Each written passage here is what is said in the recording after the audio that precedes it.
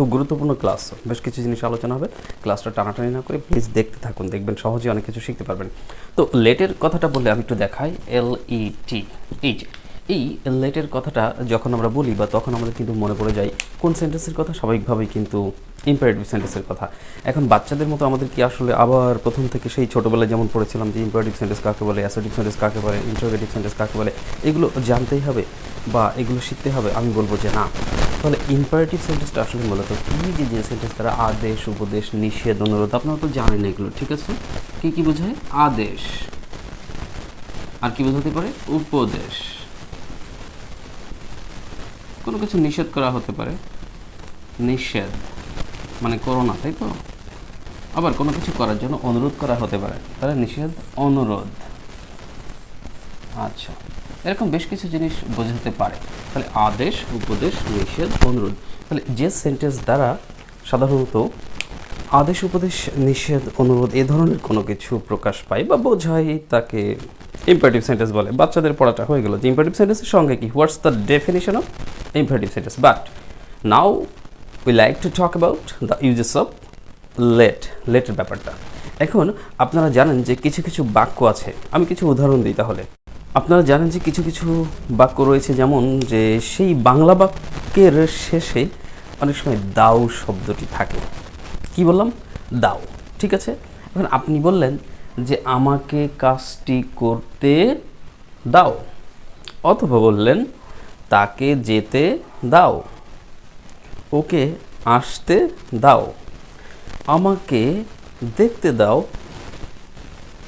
কথার মধ্যে অনেক সময় আমিও কথা বলছি, আপনিও কথা বলছেন। হয়তো আমি বললাম যে আমাকে বলতে দাও, ঠিক আছে? আমি কোনো একটা কাজ শেষ করছি, শেষ করার আগেই হয়তো আপনি বলা শুরু করেছেন। আমি হয়তো বললাম যে আমাকে কাজটি শেষ করতে দাও। এই যে বাক্যগুলো বললাম যে তাকে আসতে দাও, ওকে যেতে দাও, আমাকে বলতে দাও, আমাকে দেখতে দাও, আমাকে কাজটি শেষ করতে দাও, এই প্রত্যেকটা বাংলা বাক্যের মধ্যে একটা কমন জিনিস পেয়েছেন, সেটা কি? দাও শব্দটি। তো এই ধরনের কোনো বাংলা বাক্যের শেষে ক্রিয়ার সাথে যদি দাও শব্দটি থাকে, লেখা কি ক্রিয়া না ভার্ব? লিখতে দাও, বলতে দাও, শেষ করতে দাও, আসতে দাও, যেতে দাও। এই যে দাও শব্দটি রয়েছে, এটা হচ্ছে সহজভাবে বোঝার নিয়ম। এরকম কোনো বাক্য আপনি দেখলে সেই বাক্যটা আপনি লেট দিয়ে শুরু করতে পারেন। তো এখন চলুন কয়েকটা উদাহরণের মাধ্যমে ব্যাপারটা আরও পরিষ্কার হওয়া যাক। সো ডিয়ার লার্নার্স, এখন আপনারা দেখতে পাচ্ছেন যে এখানে বোর্ডে বেশ কয়েকটা বাক্য উদাহরণের জন্য আমি রেডি করেছি।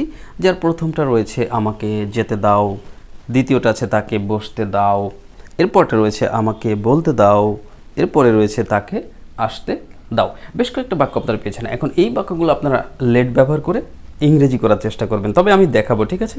তবে এই বাক্যগুলি ইংরেজি করার পূর্বে আমি ছোট্ট মেসেজ দিয়ে দিই, যেটা আমি অ্যাজ ইউজুয়াল দিই।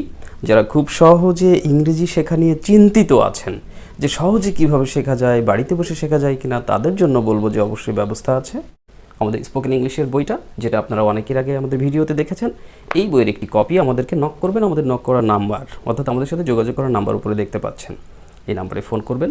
আমরা আমাদের স্পোকেন ইংলিশের ফুল কোর্সের এই বইটি আপনাদেরকে পাঠিয়ে দিব, এবং এই বইটি সংগ্রহ করে আপনারা বইয়ের প্রত্যেকটি লেসনের ভিডিও ক্লাস আমাদের ইউটিউব চ্যানেলে দেখবেন যে সাজানো আছে।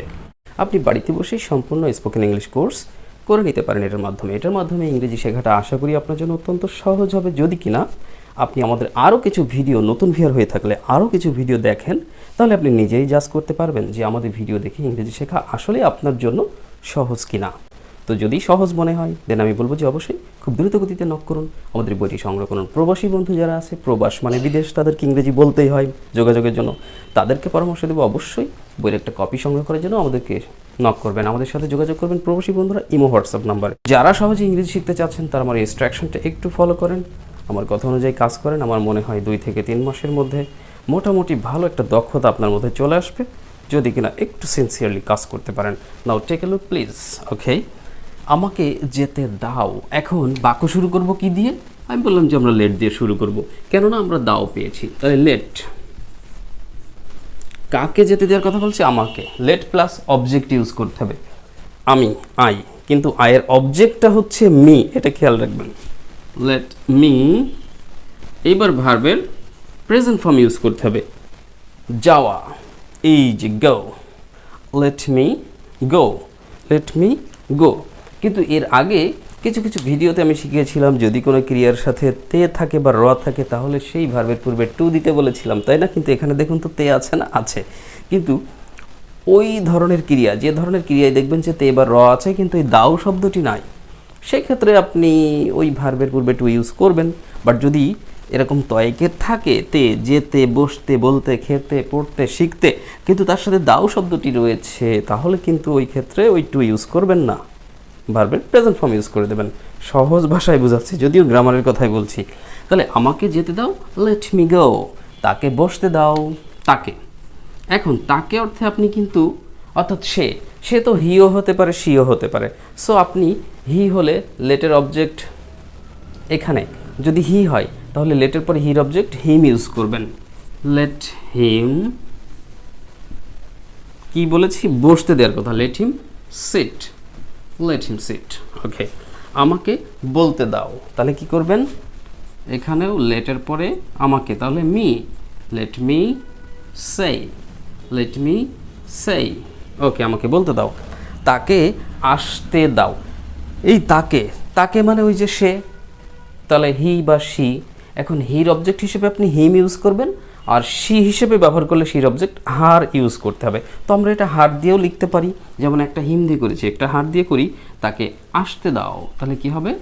লেট হার কাম। আবার আপনি ইচ্ছে করলে যদি এটাকে আপনি হি হিসেবে ধরতেন, পুরুষ হিসেবে, তাহলে কিন্তু আপনি কি করতেন? এই হারের জায়গায় হিম করতেন, যে let him come.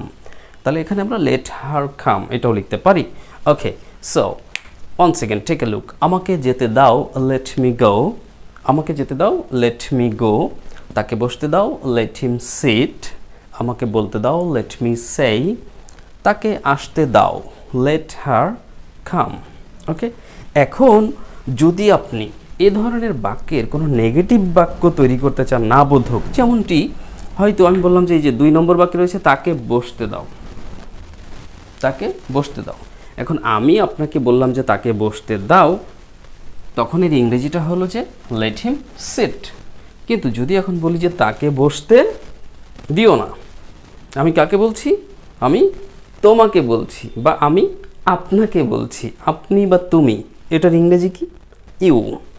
You, you মানে আপনি, ইউ মানে তুমি, ইউ মানে তুই, ইউ মানে তোরা, ইউ মানে আপনারা। একটা শব্দ অনেক রকম মানে করতে পারে।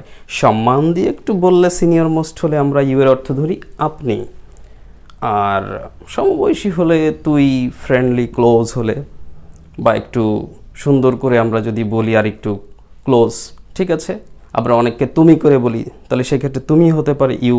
তাহলে ইউ মানে অনেক কিছু হতে পারে। এখন আমি ধরে নিলাম যে তুমি, সেই অর্থে তোমাকে বলছি, তার ইংরেজি হচ্ছে ইউ। এখন আমি বললাম যে তুমি তাকে বসতে দিও না, তুমি তাকে বসতে দিও না। এখন এই যে তুমি, এই তুমি ইংরেজিটা হিসেবে দেখুন, ভালো করে বোঝার চেষ্টা করবেন। আমি বললাম তাকে বসতে দাও, কাকে বলছি? একটু সেন্স দিয়ে বোঝেন তো। তোমাকে বলছি, তোমাকে মানে তুমি ব্যাপারটাকে ইন্ডিকেট করে বলছি যে তুমি তাকে বসতে দাও। সেই তুমি ইংরেজিটা কিন্তু এখানে লাগে না। ব্যাপারটা বুঝছেন বোধহয়? ইম্পারেটিভ, কারণ ইম্পারেটিভ তো ওই তুমিকেই ইন্ডিকেট করে কথা বলা হয়, তুমি এই করো, তুমি এই করো না, ইত্যাদি ইত্যাদি। আচ্ছা, তো সেই রকমভাবে যে আমি বললাম তাকে বসতে দিও না, তাহলে এই ক্ষেত্রে আমাদেরকে নেগেটিভ অর্থে বাক্য শুরু করতে হবে ডোন্ট দ্বারা। কি দ্বারা? ডোন্ট দ্বারা। তো এখন এই যে লেট হিম সিট বলেছি না, এবার তাকে বসতে দিও না, এটাকে আপনাদেরকে করতে হবে যে ডোন্ট লেট হিম সিট। আমি যদি বলি যে তাকে যেতে দিও না, don't let him go. তাকে দেখতে দিও না, don't let him দেখতে, তাই না, দেখা, সি। এইভাবেই কিন্তু বাক্যগুলো করবেন।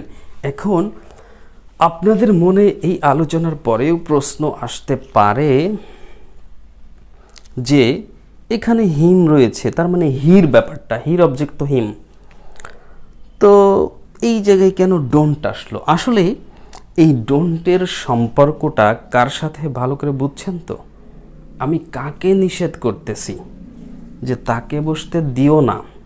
কাকে নিষেধ করছি, কাকে বলছি এই কথাটা? তোমাকে বলছি না।